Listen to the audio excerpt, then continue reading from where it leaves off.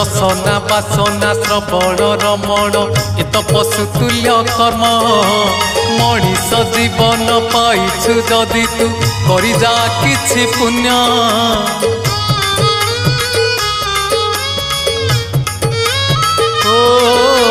रसना बासना श्रवण रमण ए तो पशुतुल्य कर्म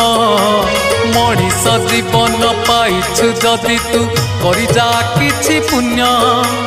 एई माटी देह बहुला गाई जोठू आसीछि जीव पळेई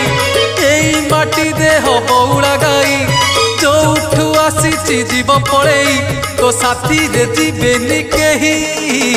एक जीवन तो सेई जिए प्रभु नाम धरे नाही धिक जीवन तो सेई जिए प्रभु नाम धरे नाही।